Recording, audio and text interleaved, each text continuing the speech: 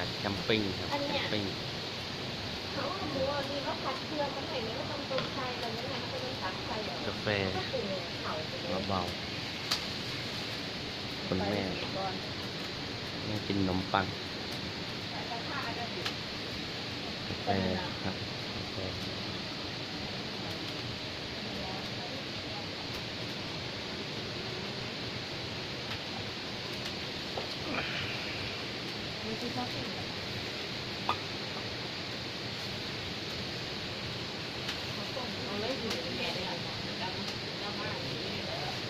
เห็นเบิดละเดี๋ยวเดี๋ยวดีว่าถ้าเขาไม่ยินหนูไปเจ้าไหนอีกอ่ะ ไม่คนมีแห้งแล้วก็ไปเท่าที่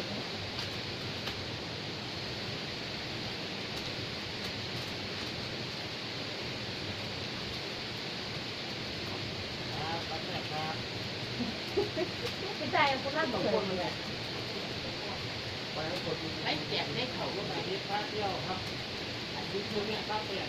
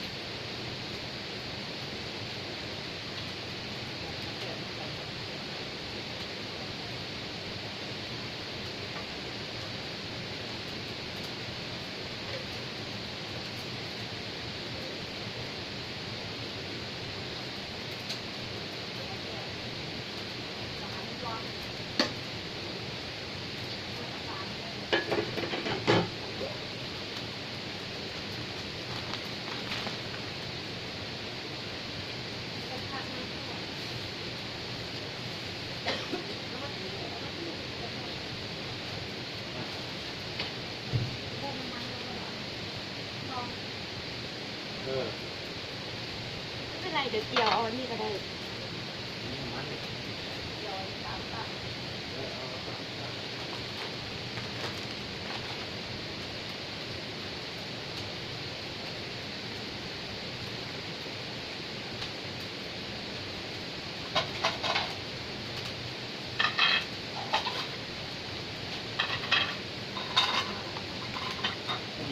ห้องอาบน้ำเลย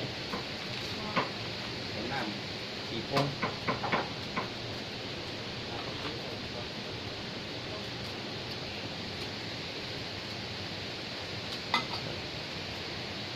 บรรยากาศตรงหน้า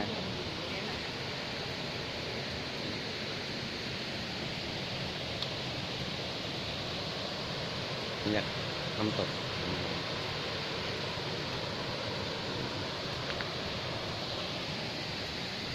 คุณแม่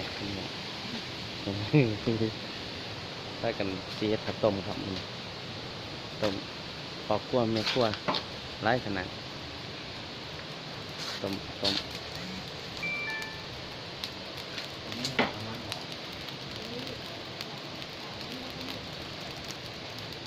ครับ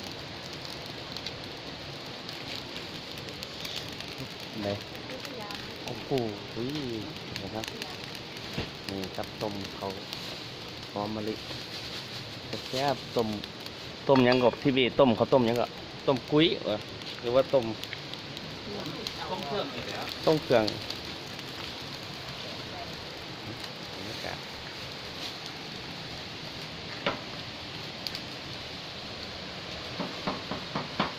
บ้านพักนางรองเฮาครับมางานเก่าๆครับบรรยากาศดีครับเงียบสงบได้ยินแต่เสียงน้ำตกครับ